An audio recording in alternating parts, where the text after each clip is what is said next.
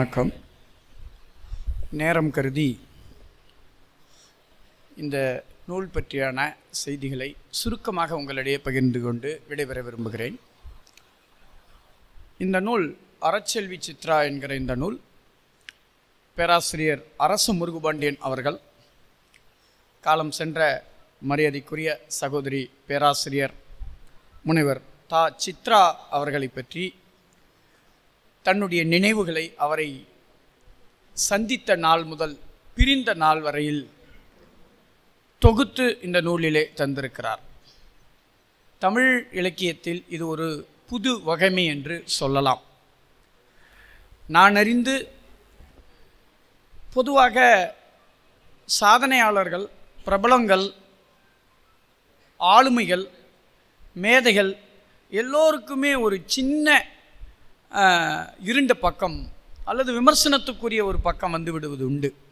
அது எதை பற்றியது என்றால், அவர்கள் அந்த குடும்பத்தோடு கொண்டிருந்த உறவு, அந்த குடும்பத்தை முன்னிறுத்திய விதம் சார்ந்து அந்த விமர்சனங்கள் வைக்கப்படுவது உண்டு. குறிப்பாக குடும்பத்தில் இருக்கக்கூடிய பெண்களை, மனைவியை எப்படி அவர் நடத்தினார் என்பது பற்றி பேசுகிற போது பல வகைகளிலும் சிறந்து விளங்கியவராக இருந்த ஒருவராக இருந்தாலும் கூட ஏதோ ஒரு விதத்தில் அந்த விஷயத்தில் வழுவியவராக இருப்பதை விமர்சனங்கள் காட்டுகின்றன. நாம் அதை சாதாரணமாக பார்த்து கொண்டிருக்கிறோம். அது இன்றைக்கு நாம் ஒரு பழகிவிட்ட விஷயமாக கூட மாறிவிட்டது. ஆமாம், அவர் பணியாற்றுவார், அவருடைய மனைவி இல்லத்தை பார்த்து கொள்வார் என்பது நாம் எல்லாம் ஒரு இயல்பாக எடுத்துக்கொள்ளக்கூடிய விஷயமாக மாறிவிட்ட ஒரு காலத்தில் ஒரு சமூக அரசியல் பற்றி, இலக்கியம் பற்றி சிந்திக்கக்கூடியவராக, செயல்படக்கூடியவராக இருந்த பேராசிரியர் அரசு முருகுபாண்டியன் அவர்கள் இந்த பயணத்தில் தன்னுடைய துணைவியாரையும் தன்னுடைய குடும்பத்தையும் இணைத்து கொண்டு தொடர்ந்து பயணித்தார், செயல்பட்டார் என்பது குறிப்பிடத்தக்கது. எனவே இந்த நூலிலே அவருடைய குடும்பத்தை பற்றிய அவர் எழுதுவது என்பதோ, குறிப்பாக முனைவர் சித்ரா அவர்களை பற்றி எழுதுவது என்பதோ, ஒருபுறம் பார்க்கிற போது அவருடைய மனைவியை பற்றி எழுதினாரா என்பது போல தோன்றலாம். ஆனால் அது உண்மை அல்ல. அவருடைய இல்ல வாழ்க்கை என்பது அவருடைய சமூக வாழ்க்கையோடு தொடர்புடையது, சமூக அரசியல் பண்பாட்டு நடவடிக்கைகளோடு தொடர்புடையது என்கிற வகையில் அக்காவை பற்றி எழுதியிருக்கக்கூடிய இந்த நூல் என்பது சமூக வாழ்க்கையை பற்றிய ஒரு சமூக அரசியல் பிரதியாக இருக்கிறது என்பது குறிப்பிடத்தக்கது, முதன்மையானது. பாரதியாருடைய வாழ்க்கையை பற்றி நாம் கேள்விப்பட்டிருப்போம். அரசியல் உணர்ச்சிக்கும் கவி உள்ளத்திற்கும் இடையிலே ஊடாடிய கவிஞனான பாரதி எவ்வளவுதான் மிகச்சிறப்பாக அவர் பெண்ணுரிமை கருத்துக்களை தன்னுடைய படைப்புகளிலே சொல்லியிருந்த போதிலும், படைப்புகளிலே அவனை மீறி பெண்களை வழக்கமாக பார்க்கக்கூடிய பார்வை எப்படி தென்பட்டிருக்கிறது என்பதை விமர்சகர்கள் குறிப்பிட்டிருக்கிறார்கள். அவனுடைய சொந்த வாழ்க்கையிலே அது அதே மாதிரி வெளிப்பட்டது என்பதையும் நாம் பார்த்திருக்கிறோம். ஆனால் பாரதி தன்னுடைய மனைவியை பற்றி எழுதியது மிக குறைவு.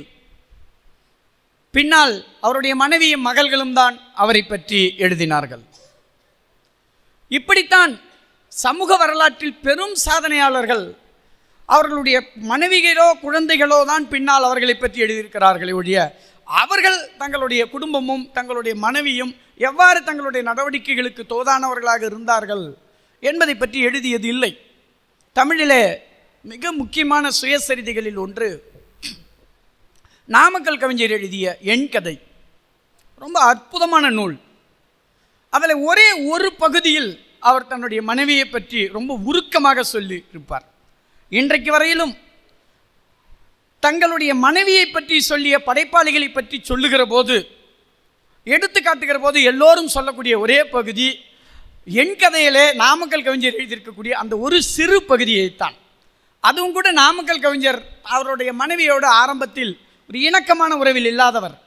பின்னால் தான் அவர்களுக்கு இடையில அந்த மனைவியை பற்றி மிக அற்புதமாக அவர் எழுதியிருப்பார். அந்த வகையிலே பார்க்கிற போது இந்த நூல் பேராசிரியர் அவர்கள் தன்னுடைய மனைவியை பற்றி அறிவும் உணர்ச்சியும் ஒருங்கே சேர்ந்து நுட்பமாக அழகாக எழுதியிருக்கிறார். இந்த நூல் முறையாக பேராசிரியர் சித்ரா அவர்கள் தன்னை பற்றி ஒரு சுயசரிதை எழுதியிருப்பாரே, ஆனால் எப்படி எழுதப்பட்டிருக்குமோ அது அவர் எழுதாமல் அவருடைய ஆன்மாவான தன்னுடைய கணவருடைய கைகளால் எழுதப்பட்டிருக்கிறது என்று சொல்லத்தக்க வகையில் இதில் எழுதியிருக்கிறார். பொதுவாக ஒருவரை பற்றி வர்ணிக்கிற போது அவருடைய தோற்ற வர்ணனையிலிருந்து தொடங்குவது உண்டு, அவருடைய அன்றாட நடவடிக்கைகளை சொல்லுவது உண்டு. இந்த நூலில் பேராசிரியர் அவர்கள் சித்ரா அவர்களை பற்றியான ஒரு சித்திரத்தை தர முயன்றிருக்கிறார். அந்த சித்திரம் ஒரு புறச்சித்திரம் அல்ல. அவருடைய தோற்ற வர்ணனையோ அல்லது அவருடைய அன்றாட நடவடிக்கைகளை பற்றியோ அல்லாமல் அவருடைய சித்ரா அவர்களுடைய உள்ளத்தை ஊடுருவி அவர் ஒரு விஷயத்தை பற்றி எப்படி பார்ப்பார், எப்படி புரிந்து கொள்ளுவார் என்கிற அந்த உள்ளத்திலே ஊடுருவி அதை பற்றி எழுதக்கூடிய வல்லமையை இந்த நூலிலே பேராசிரியர் முருகபாண்டியன் அவர்கள் சாத்தியப்படுத்தியிருக்கிறார். நான் நிறைய பேச இருக்கிறது. குறிப்பாக நான் அவருடைய குடும்பத்தில் நான் ரொம்ப கடமைப்பட்டிருப்பவன். அந்த குடும்பத்திற்கு என்னுடைய சகோதரர், அவர் மூத்த சகோதரர் என்று தான் நான் எப்போதும் சொல்லுவதுண்டு, சொல்லியதுண்டு. அக்கா அப்படித்தான். என்னுடைய வாழ்க்கையினுடைய மிக முக்கியமான தருணத்தை சாத்தியப்படுத்தியவர்கள். அவற்றையெல்லாம் பேசினால் இந்த நூலை பற்றி பேச முடியாது. அவற்றை என்னுடைய இந்த தொகுப்பிலே, அக்காவை பற்றிய அந்த தொகுப்பிலே மலரிலே எழுதியிருக்கிறேன். அப்படி பார்க்கிற போது இதில் சொல்லப்பட்டிருக்கக்கூடிய இவ்வளவு நாள் அவர்களை நான் கவனித்திருக்கிறேன், அவர்களோடு பழகியிருக்கிறேன். ஐயாவோடு தான் நான் நிறைய பேசியிருக்கிறேன். அக்காவோடு மிக சுருக்கமாக பேசுவோம். அக்காவுடைய அன்பும் உபசரிப்பும் இது எல்லாமே ஐயாவால் எனக்கு சொல்லப்பட்டது தான். தோழர் யாழநாதி சொன்னார் இல்லையா, 5 நாள் முடிந்து எப்படி பொறையாறிலிருந்து கிளம்புவார் என்பது. அதை நான் அருகிலிருந்து பார்த்தவன். இன்னும் சொல்லப்போனால் ஒரு குறிப்பிட்ட தொலைவு வரையிலும் நான் அவரோடு பயணித்து வந்து, அவர் காரைக்குடிக்கு பள்ளத்தூருக்கு வருவார், நான் மதுரைக்கு செல்வேன். அவருடைய குடும்பத்திற்கு அவர் தரக்கூடிய மதிப்பு என்பது ஒரு குடும்பம் சம்பந்தப்பட்ட மதிப்பு மட்டுமல்ல. பேராசிரியர் முருகபாண்டியன் அவர்கள் எத்தகைய சமூக பணிகளை செய்கிறாரோ அந்த பணிகளுக்கு எல்லா விதத்திலும் அந்த குடும்பமும் தங்களை ஈடுபடுத்தி கொண்டது, எந்த சுணக்கமும் இல்லை என்பது மிக முக்கியமானது. எனவே பேராசிரியர் தன்னுடைய குடும்பத்தின் மீது அக்கறை செலுத்தியது என்பதை வெறும் குடும்ப ஒரு அக்கறையாக மட்டும் நாம் சுருக்கி பார்த்துவிட முடியாது. எல்லா விதத்திலும் இந்த நூலிலே ஒரு பகுதி சொல்லப்பட்டிருக்கிறது. தனக்கு நெருக்கமான இயக்க தோழர்கள், பேராசிரியருடைய மிக நிறைய தோழர்கள், நண்பர்கள், அவருக்கு உறவினர்கள் இருக்கலாம், உறவினர்களை ரொம்ப ஆழமாக நேசிப்பார். அவருடைய சகோதரர்கள் எல்லாம் கூட இங்கே இருக்கிறார்கள். அதற்கு இணையாக நண்பர்களை நேசிப்பார். நண்பர்களுடைய ரொம்ப அவங்களுடைய சமூக வாழ்க்கையை மட்டுமல்ல, தனிப்பட்ட விதத்திலே கூட அவர்கள் எப்படி உடுத்த வேண்டும், அவர்கள் சாப்பிட்றாங்களா இல்லையா, அவங்க என்ன வேலை செய்கிறாங்க என்பது முதல் கொண்டு அவர் கணக்கில் எடுத்துக்கொள்வார். இந்த நட்பு எல்லாமே இயக்கங்கள், சமூக அரசியல் உறவால் நிகழ்ந்த நட்பு. அப்படியான ஒரு தருணத்தில் தனக்கு நெருக்கமான ஒருவருடைய தாய் இறந்தபோது அவரை வைப்பதற்கு அவங்க வீட்டில் வைத்துக் கொள்ள முடியாத போது வந்த சிக்கலை எப்படி சந்திப்பது என்று அவர்கள் திகைத்து நின்ற தருணத்தில் தங்களுடைய வீட்டிற்கு கொண்டு வந்து அவர்களுடைய இறுதி காரியத்தை செய்வதற்கு அக்கா சித்ரா அவர்கள் முற்பட்டார். அதை இந்த நூலிலே குறிப்பிட்டிருக்கிறார். இது சாதாரண விஷயம் இல்லை. இது மேடையில் அவரை புகழ்ந்து சொல்றதுக்கான விஷயம் இல்லை. நம்ம யாரும் அதை அனுமதிக்க மாட்டோம். நம்முடைய குடும்பங்களில் அது மாதிரி ஒரு துக்க காரியத்தை அனுமதிக்கிற வழக்கம் இருக்காது. ஏன்னா அது ஒரு சென்டிமெண்ட்.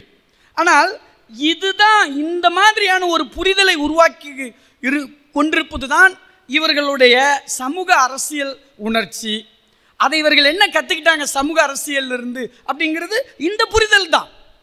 இதைத்தான் அவர்கள் வெளிப்படுத்தி இருக்கிறார்கள் அப்படிங்கிறதான் இந்த நூலுக்கு பேராசிரியர் அவர்கள் இட்ட தலைப்பு அறச்செல்வி என்பது. அதை பற்றி ஐயா மரியாதைக்குரிய அரங்க சுப்பையா தொடங்கி எல்லோருமே குறிப்பிட்டார்கள். இந்த தலைப்பில் பேராசிரியர் அரங்கமல்லிகா அவர்கள் மணிமேகலையை பற்றி எழுதியிருக்கிறார். ஏனென்றால் மணிமேகலைக்கு இந்த பெயர் உண்டு, அறச்செல்வி என்பது. நண்பர்களே, பொதுவாக என்பது நாம் சொல்லுவது உண்டு. ஆனால் இல்லத்தை அறத்தோடு இணைத்து பார்த்தது தமிழ் மரபுதான். இல்லறம் என்று குறிப்பிடுவது வள்ளுவர் அப்படித்தான் சொல்லியிருக்கிறார். இல்லத்தை எவ்வாறு நடத்துவது என்பது அல்ல, இல்லத்தை அறத்தோடு நடத்துவது. துறவு அல்ல, துறவறம். நல்லதல்ல, நல்ல அறம்.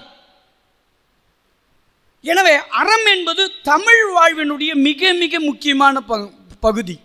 எல்லோரும் சொல்வார்கள் தமிழ் வாழ்வின் முக்கியமான அங்கம் அகம் புறம் என்று. அல்ல, தமிழ் வாழ்வின் மிகுதியான பக்கங்களை எடுத்துக்கொண்டிருப்பது அறம் என்கிற கருத்தாக்கம்தான். அது பௌத்தத்திலிருந்து உருவானது. அது ஒரு தத்துவமாக ஒரு புத்தகத்திலிருந்து படித்து விட்டு வர்றது கிடையாது. அது நம்முடைய நடைமுறையில் மனிதர்களை நாம் எப்படி நடந்துக்கிறோம். உங்களுக்கு தெரியும், வாங்க உட்காருங்க, தண்ணி குடிங்க அப்படின்னு சொல்கிறது தான் தமிழர்களுடைய அதிகபட்ச நாகரிகமாக நாம் கருதி கொண்டிருக்கிறோம். அதுக்கு மேலே என்ன பண்ணுவோம்னு நமக்கு தெரியும். ஆனால் அதுக்கு மேலே நாம் எப்படி நடந்துக்கிறோம் அப்படிங்கிறது தான் முக்கியம். இன்னைக்கு அவர்களை வீட்டில் அனுமதிக்கிறோமா, அவர்களோடு உணவை பகிர்ந்து கொள்கிறோமா, அதில் ஏதேனும் பாகுபாடு காட்டாமல் இருக்கிறோமா, வீட்டில் தங்க வைக்கிறோமா, அவர்களுடைய சுக துக்கங்களை நாம் பங்கு கொள்கிறோமா, அதுதான் தமிழ் வாழ்வினுடைய நாகரிகமாக இருக்க முடியும். பேராசிரியர் சித்ரா அவர்கள் இந்த நூலிலே பேராசிரியர் அவர்களுடைய விவரணையின்படி பார்க்கிற போது தோழர்களுடைய, உறவினர்களுடைய, குழந்தைகளுடைய எல்லாருடைய விஷயத்திலையும் இந்த விஷயங்களை, இந்த அடையாளங்களை, இந்த அம்சங்களை பின்பற்றினார் என்பது முக்கியமானது. அதைத்தான் இந்த புத்தகம் மிக முக்கியமாக விரிவாக சொல்லி இருக்கிறது என்று நான் சொல்ல விரும்புகிறேன். அக்கா அவர்களுக்கு நிறைய செய்தி இருக்கிறது. நான் ஐயா ஒரு 2 நாளைக்கு முன்னாடி PDF தான் அனுப்புனாங்க. நான் வேறு வேலைகள் காரணமாக படிக்கலை, இரவு தான் படித்தேன். ஒரு 11 மணிக்கு மேலே படிக்க ஆரம்பிச்சுட்டு போனேன். அக்காவுடைய இறப்பு நெருங்கக்கூடிய ஒரு தருணத்தை ஐயா சொல்ல ஆரம்பித்த போது நான் படிக்கலை, நான் வச்சிட்டேன். ஏன்னா என்னால் தூங்க முடியாது. அல்லது அது மாதிரியான நம்முடைய வாழ்வில் வந்த எல்லா விஷயத்தையும் நம்ம நினச்சி பார்த்து நமக்கு துக்கம் பெருகிவிடக்கூடிய ஒரு தருணம் அது மாறிடும். ரொம்ப பிரமாதமாக சொல்லியிருக்காரு. நாம் எல்லாருமே சொந்த வாழ்க்கையில் ஒரு அறிவியல் பூர்வமாக வாழக்கூடியவர்கள் தான். ஐயா அந்த மரணம் நெருங்குவதற்குரிய அறிகுறிகளை பற்றி சொல்லுகிற போது சிலப்பதிகாரத்திலே கையாளக்கூடிய நிமித்தம் என்கிற வார்த்தையை கையாண்டிருக்கிறார். அது எனக்கு மனுஷன் இதெல்லாம் சேர்ந்தவன் தான் மனுஷன். நமக்கு எல்லாமே புரிஞ்சிடும்லாம் நம்ம சொல்ல முடியாது. நாம் அறிவியலோடு வாழ விரும்புகிறோம், அறிவியல் தான் நம்முடைய அடையாளம், அதெல்லாம் வேற. ஆனால் அதை மீறி புரிந்து கொள்ள முடியாத ஒன்று வருகிற போது எளிய மக்கள் அதை கடவுள் என்கிறார்கள், உணர்ச்சி என்கிறார்கள், ஏதோ ஒன்றை சொல்லுகிறோம். ஆனால் இந்த உணர்ச்சி என்பது எல்லா மனிதனுக்கும் பொதுவானது தான். அந்த உணர்ச்சியை அப்படியான ஒரு அறிகுறிக்குரிய 4 தருணத்தை இந்த புத்தகத்திலே சொல்லுகிறார். இந்த புத்தகத்தினுடைய உச்சபட்சமான பகுதி அந்த சொல்லக்கூடிய பகுதி என்று நான் அவற்றை கருதுகிறேன். ரொம்ப நிதானமாக சொல்லியிருக்கிறாரு. பல நேரங்களில் அன்பொழுக எழுதக்கூடியவர். இந்த பகுதிகளில் அது ரொம்ப ஒரு கவித்துவத்தோடு, அவர் ஒரு அடிப்படையில் ஒரு கவிஞர் அப்படிங்கிற முறையில் அந்த பகுதியை கவித்துவத்தோடும் கவனத்தோடும் நமக்கே துக்கம் உருவாகிற வகையில் அவற்றை எழுதியிருக்கிறார். நண்பர்களை, இது போல் நிறைய விஷயம். கார் பயணத்தில் அக்கா எப்படி நடந்து கொள்வார்கள், அப்புறம் ஐயா செய்யக்கூடிய இப்போ தாய் தமிழ் பள்ளிக்கு போய் நிதி வழங்கியதில் 2 பேருமே ஒன்றாகவே சேர்ந்து பயணித்தார்கள். இது மாதிரி அப்புறம் இன்னொன்றுங்க, பேராசிரியரை பொறுத்தளவில் அவருடைய வீட்டு நிகழ்ச்சி எல்லாமே அரசியல் நிகழ்ச்சி தான். வீட்டு நிகழ்ச்சின்னு ஒன்று கிடையாது. இதுவே அதானே, இந்த நிகழ்ச்சி அதானே. இது ஒரு வீட்டோட உறவினர்களோடு முடிஞ்சு போகிற விஷயம் இல்லையா. ஆனால் இது ஒரு அரசியல் நிகழ்வாக மாற்றுறது அப்படிங்கிறது. அப்படி பார்த்தா அவருடைய 25வது மணநாள் விழாவை காரைக்குடியிலே ஒரு கருத்தரங்கமாக அப்போது தமிழிலே வந்திருந்த மிக முக்கியமான ஒரு சமூக மாற்றத்துக்குரிய நூல்களை பற்றியான விமர்சன கூட்டமாக அவர் நடத்தினார். ஏன் அவ்வளோ இந்த விருது வழங்க வேண்டும் என்று இதுதான் முதல் விருது வழங்குகிறார் அவர்.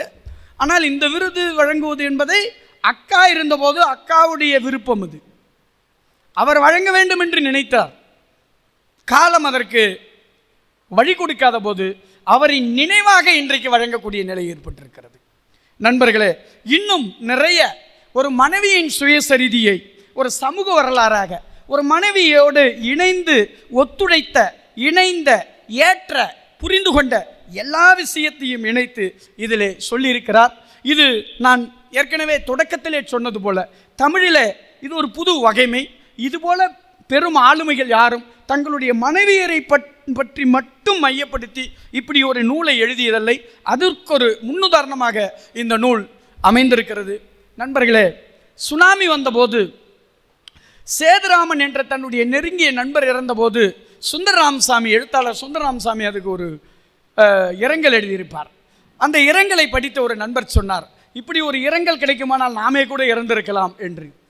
நண்பர்களே, மரணத்தின் மீதே நமக்கு ஒரு ஆசை உருவாகிற வகையில் மரணித்த ஒருவரை எந்த அளவிற்கு கௌரவிக்க முடியுமோ, அவருடைய நினைவை எவ்வாறு ஒரு அர்த்தமுள்ளதாக ஆக்க முடியுமோ, அத்தகைய அர்த்தத்தை இந்த நூல்களின் வழியாக, இந்த விருதுகளின் வழியாக பேராசிரியர் சாத்தியப்படுத்தியிருக்கிறார். அக்காவை நினைவு கூர்ந்து பேராசிரியருக்கு நன்றி கூறி அனைவருக்கும் வணக்கம் கூறி முடித்துக் கொள்கிறேன். நன்றி, வணக்கம்.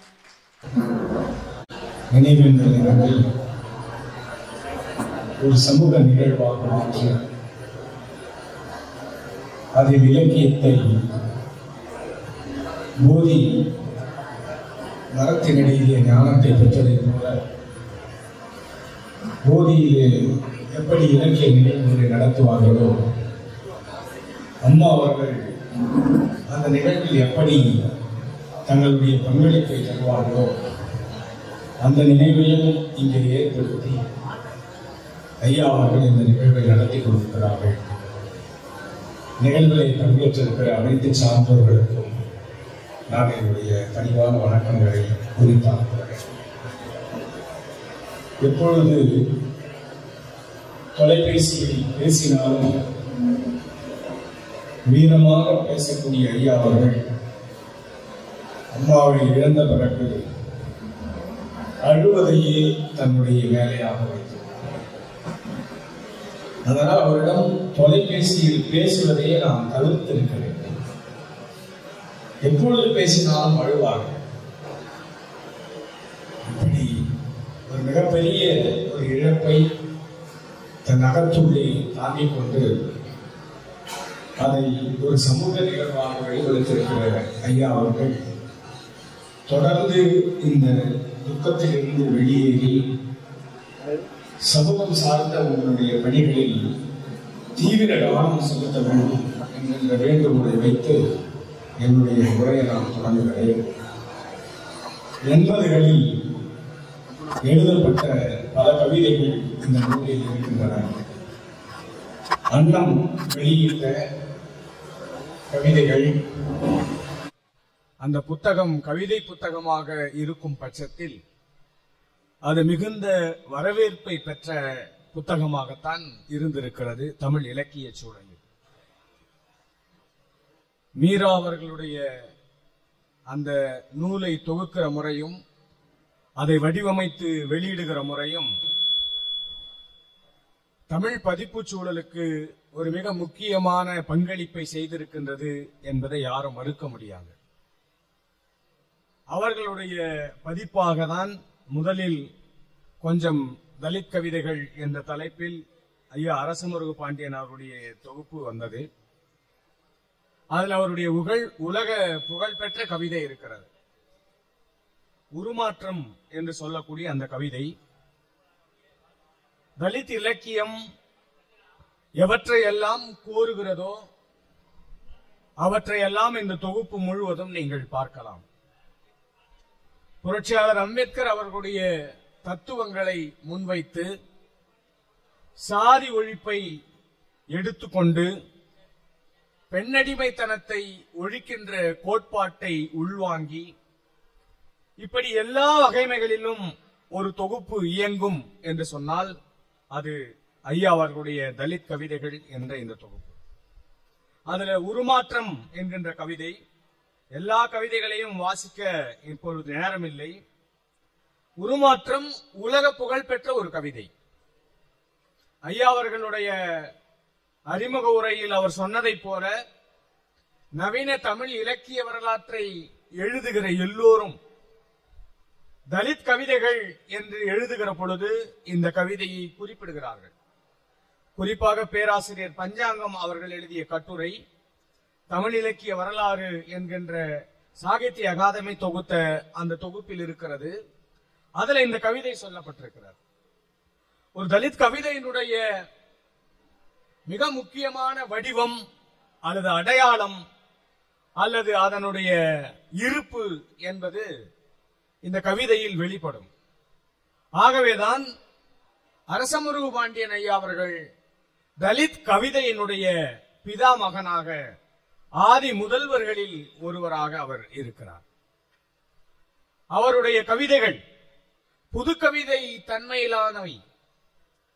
முதலாளி அம்மாவின் பழம்புடவை அம்மாவிற்கு புதுப்புடவை, அம்மாவின் பழம்புடவை அக்காவிற்கு புதுப்புடவை, அக்காவின் கிழிந்த புடவை தங்கைக்கு புது தாவணி, தங்கையின் கிழிந்த தாவணி தம்பிக்கு புது கோவணம் என்பது ஐயாவுடைய கவிதை.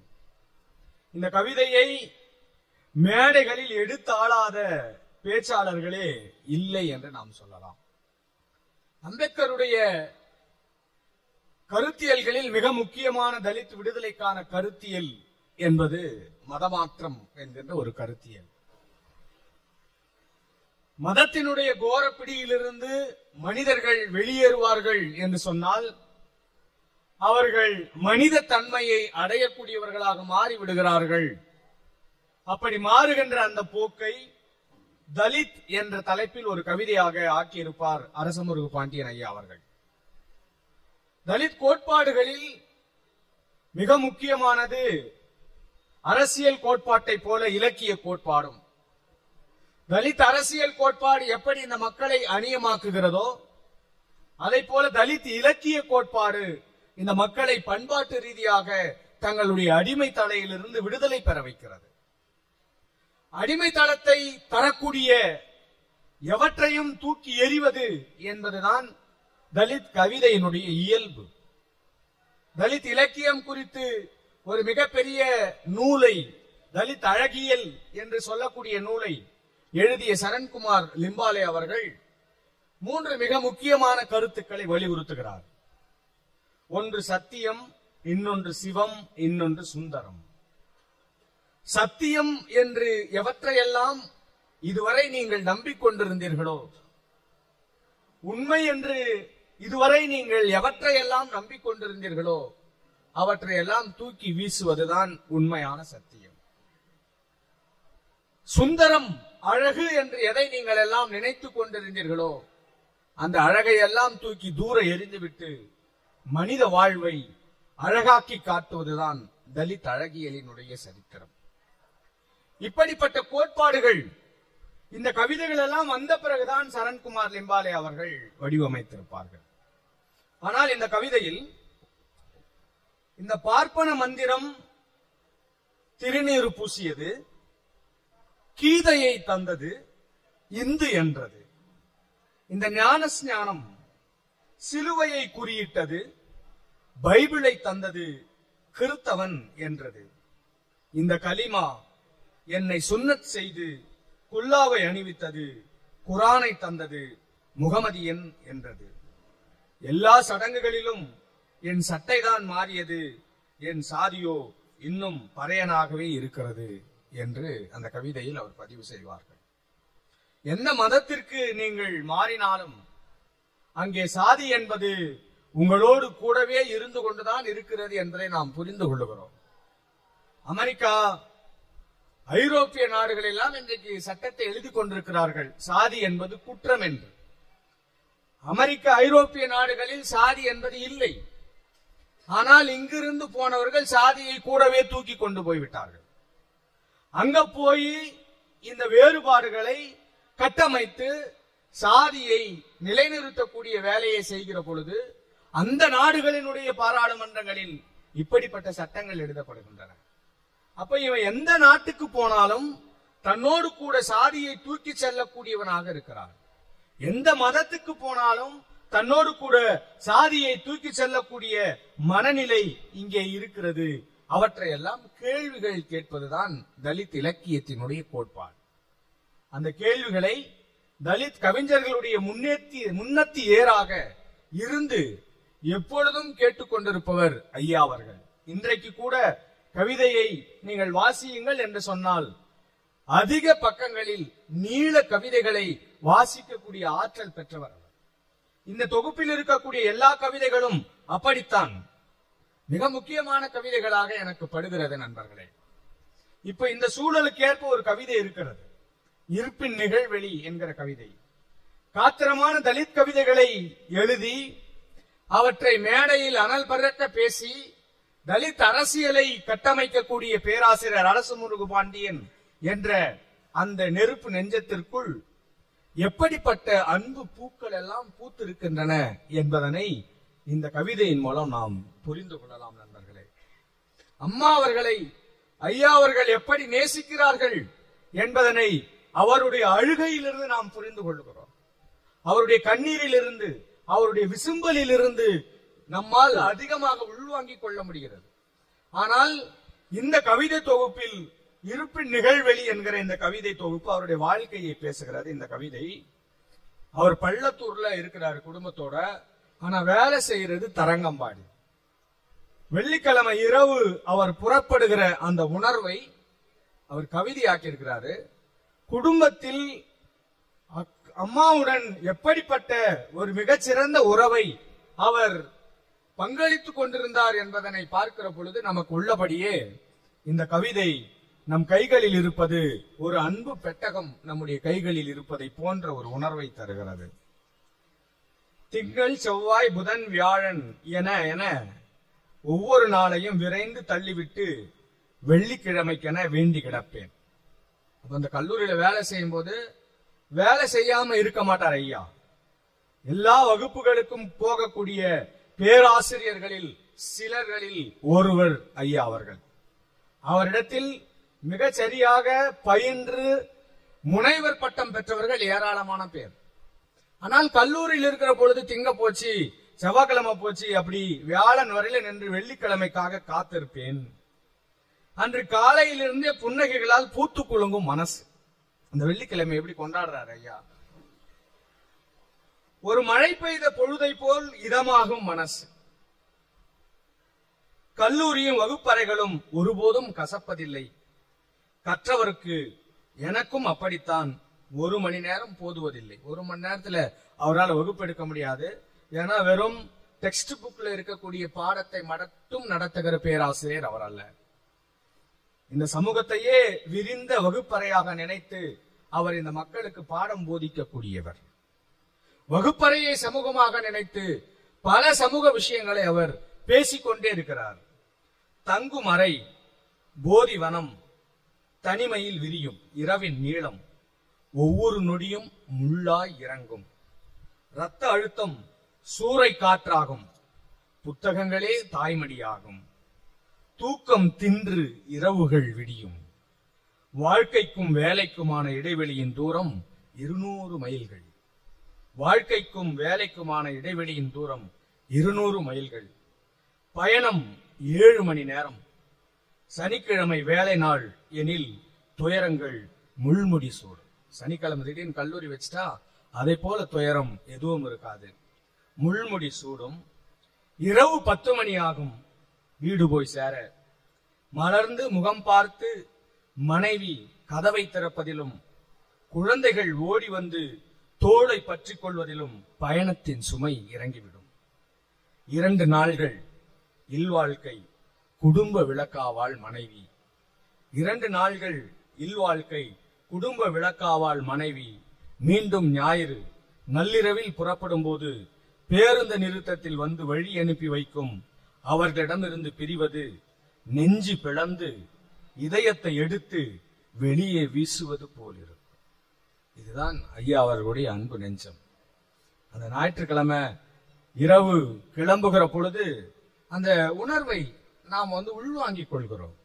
அம்மா அவர்களை, தங்களுடைய குழந்தைகளை, குடும்பத்தை ஒரு கவிஞனாக அல்லது இந்த உலகத்தில் இருக்கக்கூடிய துயர்படுகிற எல்லா மக்களையும் நேசிக்கக்கூடியவனாக, அடிமைப்பட்டு கிடக்கிற மக்களுடைய விடுதலைக்காக போராடுவதற்கான களங்களை காண்பவராக எப்பொழுதும் இருக்கிற ஐயா அவர்கள் அவருடைய நெஞ்சு பிளந்து இதயத்தை எடுத்து வெளியே வீசுவதை போன்ற ஒரு வலியை அந்த ஞாயிற்றுக்கிழமை இரவுகளில் அந்த 3 பேர்களுடைய கைகள் அசைகிற பொழுதும் அவர் அடைந்திருக்கிறார். எல்லாவற்றையும் எதிர்கொள்ள பழகிவிட்டோம், எதையும் இழப்பதில்லை, வேலையையும் சரி வாழ்க்கையும் சரி, இது நாங்கள் விரும்பி ஏற்றுக்கொண்டதுதான். ஆனால் அவர் விரும்பி ஏற்றுக்கொள்ளாதது இந்த பிரிவு. அவரால் தாங்கிக் கொள்ள முடியாதது இந்த பிரிவு. அவர் பல இயற்கை சார்ந்த விஷயங்களை, மனித உணர்வுகளுக்கான விஷயங்களை எல்லாம் நிறைய பேசியிருக்கிறார். ஜன்னல்னு ஒரு கவிதை இருக்கு. ஜன்னல் எதையெல்லாம் காட்டும், ஜன்னலுக்கும் அவருக்குமான உறவு அந்த கவிதையில் பேசப்படுகிறது. ஒரு தலித் டிக்ளரேஷனை ஐயா அவர்கள் உருவாக்கி இருப்பார்கள். 2ஆம் வருகை என்ற அந்த கவிதை. இந்த கவிதையை படித்துவிட்டு நான் என்னுடைய உரையை நிறைவு செய்கிறேன். 2ஆம் வருகை. இம்முறை இயேசு தமிழகச்சேரியில் பறையனாய் பிறந்தார். மாட்டுத் தொழுவத்தை போன்றதொரு குடிசையில், எந்த அறிவிப்பு இல்லாத எளிமையான பிறப்பு. அப்பா யோசேப்பும் அம்மா மரியாளும் வயல் வேலை செய்கிறவர்களாயிருந்தார்கள். குழந்தைக்கு 5 வயதான போது பள்ளியில் சேர்த்தார்கள். இயேசு அங்கே 2 பானைகளில் தண்ணீர் இருந்ததை கண்டார். ஒன்று ஊர் கிறிஸ்தவர்களுக்கு, இன்னொன்று சேரி கிறிஸ்தவர்களுக்கு. 2 பானைகளையும் உடைத்தெறிந்தார். இவன் கலகக்காரன் என்று ஆசிரியர்கள் அவரை பள்ளியில் இருந்து துரத்தி அடித்தனர். பள்ளிகள் பழமையில் கற்சுவர்கள் தான், அங்கே அறிவுக்கு வேலை இல்லை என வெளியேறினார். தேவாலயத்துக்கு போனார். அங்கே சேரி மனிதர்களுக்கு என்று தனி வாசல், தனி இருக்கை, தனி கோடையில் அப்பமும் திராட்சை ரசமும், தனி கூம்பா, தனி கல்லறை. என்ன கொடுமை இது! கர்த்தருக்கு பிடிக்காதவைகள் இவைகள். தேவாலயம் ஆன்ம ஈடேற்றத்தின் முகவரி. இங்கோ ஜாதி பித்தலாட்டம் கடப்பாறை கொண்டு இடிக்க போனார். இவன் நாத்திகனாயிருப்பான் என்று பாதிரிகள் அவரை விரட்டி அடித்தார்கள். மலைகளிலும் காடுகளிலும் அவர் பிரசங்கத்தை தொடங்கினார். திரளான ஜனங்கள் அவரை தேடி வந்தார்கள். ஜாதியை ஒழியுங்கள், மதங்களை அழியுங்கள், தனி சொத்துடைமையை நீக்குங்கள், ஏகாதிபத்தியத்தை நிர்மூலமாக்குங்கள், ஆணும் பெண்ணும் சமமாயிருங்கள், அதுவே பரலோக ராஜ்யத்தின் பாதை என்றார். இதுதான் தலித் இலக்கியத்தினுடைய அடிப்படை நோக்கம். சாதியை ஒழிக்க வேண்டும், மதத்தை அழிக்க வேண்டும், தனி சொத்துடைமையை நீக்க வேண்டும், ஏகாதிபத்தியத்தை நிர்மூலமாக்க வேண்டும், ஆணும் பெண்ணும் சமமாய் இருக்க வேண்டும் என்ற இந்த 5 முனைகள் கொண்ட நட்சத்திரம் தான் அவர் ஏற்றுக்கொண்ட இயக்கத்தின் கொடியில் பறந்து கொண்டிருக்கிறது. அதை அப்படியே ஒரு கவிதையாக அவர் மாற்றி, ஆணும் பெண்ணும் சமமாயிருங்கள், அதுவே பரலோக ராஜ்யத்தின் பாதை என்றார். இவன் புரட்சிக்காரன், அரசுக்கு எதிராக மக்களை தூண்டுகிறான், இவனை கல்லெடுத்துக் கொள்ளுங்கள், இவனை சிலுவையில் அறையுங்கள், இவனை உயிரோடு விடக்கூடாது என்றார்கள். காவலர் கூட்டம் வந்து அவரை கைது செய்து கொண்டு போனது. ஆயுதம் ஏதும் இல்லாது இருந்த அவரை காவலர்களை தாக்கினார் என்று சொல்லி வழியிலேயே சுட்டுக் கொண்டார்கள் என்று ஒரு கவிதை. 2010 அமெரிக்க கருப்பின கவிஞர் லாங்ஸ்டன் ஹியூக்ஸ் எழுதிய கவிதையை தழுவி ஐயா அவர்கள் எழுதிய இந்த கவிதை தன்னுடைய வாழ்வியல் கோட்பாடுகளை, அரசியல் கோட்பாடுகளை தான் எடுத்துக்கொண்ட இலக்கிய வகைமைக்கு செய்கின்ற ஒரு நேர்மையான செயலாக தொடர்ந்து ஐயா அவர்கள் எழுதி கொண்டிருக்கிறார்கள். வைரமுத்து அவர்களுடன் கவிதை வாசித்தவர், டாக்டர் கலைஞர் அவர்களுடைய தலைமையில் கவிதை வாசித்தவர். அவர்களுக்கெல்லாம் ஒத்து ஊதி கவிதை எழுதியிருந்தார் என்று சொன்னால், ஒருவேளை இன்றைக்கு பாடநூல் நிறுவனத்துடைய தலைவராக கூட ஐயா அவர்கள் இருந்திருக்கலாம், இல்ல அரசு பதவி வாங்கியிருக்கலாம். ஆனால் கொள்கை ரீதியாக தன்னுடைய எழுத்துக்களை செதுக்கிய ஐயா அரசு முருகு பாண்டியன் அவர்கள் எங்களை போன்றவர்களுக்கெல்லாம் வழிகாட்டியாக இன்றைக்கும் இருக்கிறார். ஒரு கவிதை எழுதப்படும் என்று சொன்னால் அது வெளிவந்த அடுத்த வாரத்திற்குள் அந்த கவிதையை, அந்த நூலை வாசித்து விட்டு அதை குறித்து பேசக்கூடிய ஆற்றல் உடையவர் அவர். இப்பொழுதும் அப்படித்தான் இருக்கிறார். அம்மாவின் பிரிவு அவரை துயரத்தினுடைய பெரும் கடலில் தள்ளி இருக்கிறது. ஐயா அவர்களுக்கு புத்தகங்கள் தாய்மடியாக இருக்கிறது என்று சொன்னதை போல நீங்கள் மீண்டு வாருங்கள். உங்களுக்காக இலக்கிய உலகமும் அரசியல் உலகமும் காத்திருக்கிறது. வாய்ப்புக்கு நன்றி.